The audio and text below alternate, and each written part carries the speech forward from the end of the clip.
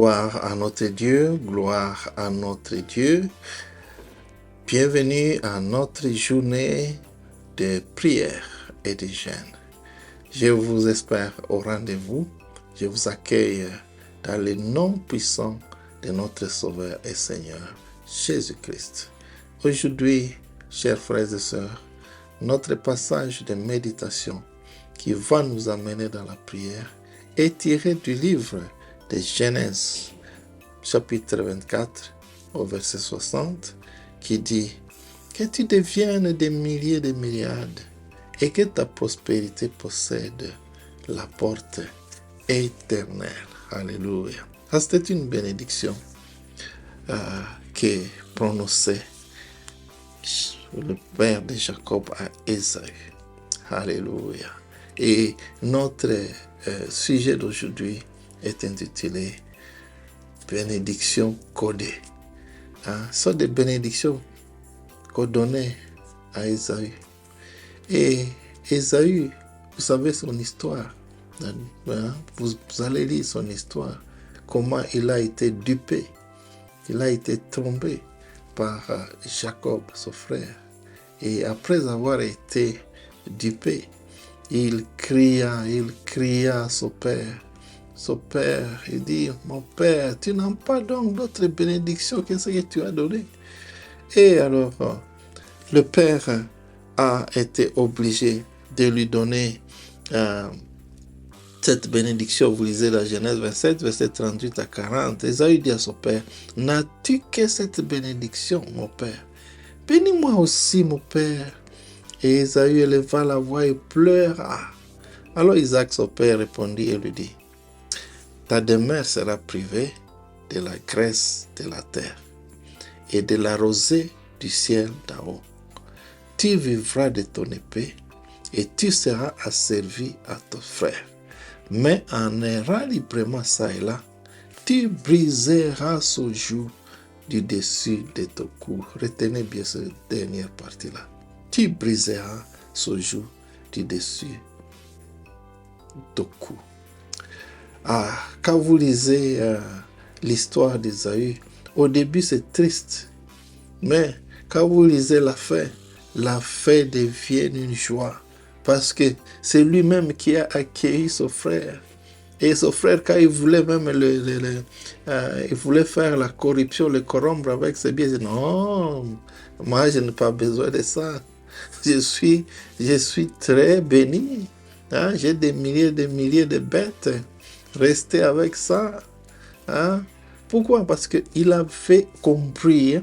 Il avait compris. Au début, il n'a pas compris que la bénédiction que Jacob avait donnée était codée. C'était un code. Il ne voulait pas lui donner ça directement. En fait, ce qu'il voulait dire, c'est que quand on vous bénit, votre bénédiction ne va pas venir, ne viendra que de ce qui vient de ta tête. Quand ce que tu penses, c'est ce que tu es. Tu vois? Alors, il pensait que non, Dieu ne m'a plus béni, mon père ne m'a plus béni, pardon. Et il va vouloir rester comme ça. Mais à la fin, il a compris, non, je ne peux pas rester comme ça. Et c'est ce que Jacob avait dit, tu vivras par ton épée. Tu vivras par ton épée. N'est-ce pas? Et ta demeure sera privée de la graisse, de la rosée, mais tu vivras de ton épée, tu seras asservi à ton frère, oui, mais en errant librement ça et là, tu briseras ce joug. En errant librement ça et là, tu briseras ce joug. Dans notre langage courant au pays, on dit que kobeta libanga. Quand tu feras beta libanga, tu vas briser ce joug de sorte de malédiction dont tu parles. C'est mental. La bénédiction est mentale. Si tu te dis que tu es maudit et que cela commence à te troubler, c'est comme ça que tu seras. Mais si tu changes en positif, si tu changes ton idée en positif, tu verras que ça va changer. Je ne sais pas d'où tu m'écoutes aujourd'hui. Je ne sais pas ce qui traverse ta vie, quelle vie que tu es en train de traverser. Mais il faut savoir que la sortie n'est pas de ce que tu penses dans ta tête. Hein? Nous avons l'histoire des enfants d'Israël.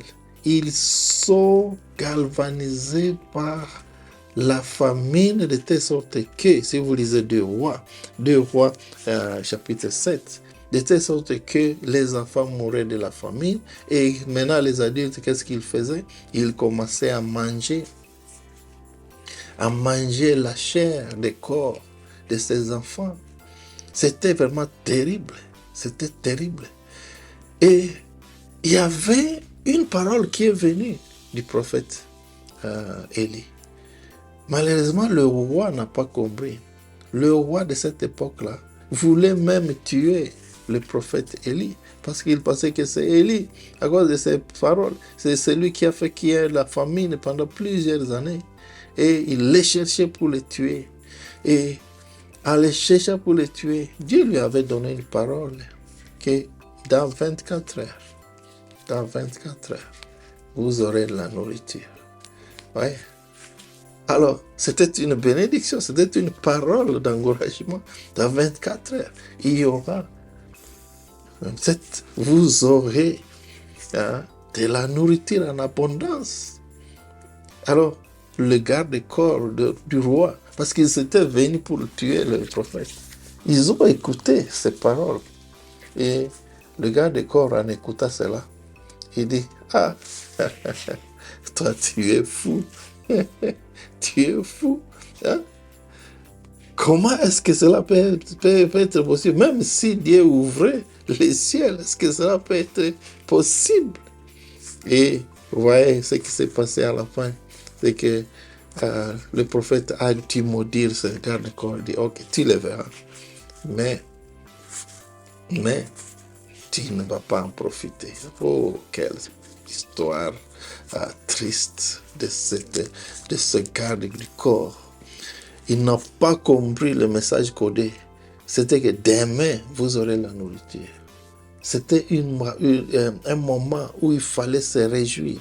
Et les enfants d'Israël aussi n'ont pas compris cela. Ils n'ont pas compris.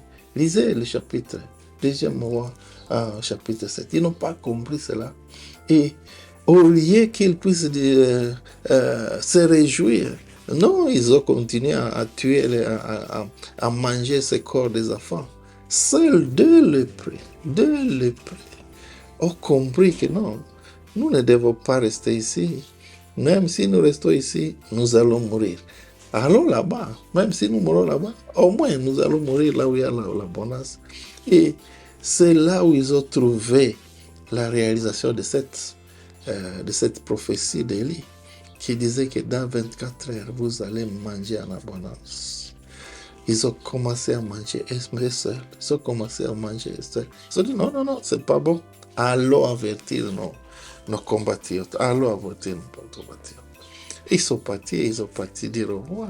Le roi lui-même a douté. Non, c'était un piège. Il a douté. Tu vois, quand nous recevons des messages, vous êtes en train de méditer la parole de Dieu et vous recevez un message que le Seigneur vous dit, quelquefois nous ne comprenons pas. C'est codé.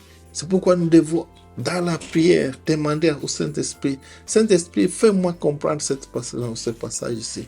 Parce que si nous ne faisons pas cela, les bénédictions vont arriver, mais nous n'allons pas en profiter. Et ça va passer, ça sera trop tard. Que le Seigneur nous aide aujourd'hui dans notre prière. Et le Seigneur peut t'avoir béni, mais tu es en train de faire, d'avoir des pensées négatives, parce que l'ennemi a mis des pensées négatives que, oh, c'est comme ça que je suis, je ne peux pas changer, c'est comme ça que je suis. Non, aujourd'hui, nous voulons que vous puissiez aller dans la place de la prière pour demander à Dieu, aujourd'hui, que tes bénédictions, que tu as déjà fait sortir, release, Dieu a déjà donné ces bénédictions pour qu'ils puissent sortir. Et dit que ces bénédictions, Seigneur, puissent venir, que puissent se matérialiser dans ma vie. J'ai longtemps souffert, que ça puisse se matérialiser. Ésaü a dû changer sa manière de passer. Il a vu que être quelqu'un qui cherche le gibier, je ne serai jamais comment riche. Il a changé, il a commencé à devenir berger. Là, il mène à beaucoup d'histoires. Hein, il a changé. Et ce sont ces idées-là que nous devons demander à Dieu. Dieu, qu'est-ce que tu veux que nous puissions faire? Qu'est-ce que tu veux que je puisse faire? Et que tous ces jours qui sont à moi, et c'est la prière que nous voulons vous demander de prier aujourd'hui. Que les jours d'échec, hein, au moment de la percée, que je puisse les détacher de mon cou au nom de Jésus. Que les jours de malédiction qui est en train de gêner ma vie, je les détache de mon cou au nom de Jésus. Les jours de maladie qui me tracassent à tout moment, je les détache de mon cou au nom de Jésus. Les jours de rejet, je les détache au nom. Les gens me détestent, Seigneur. Je les détache au nom de Jésus. Les jours de toute forme d'oppression qui m'agace dans la vie, je les détache au nom de Jésus. Alléluia. Alléluia.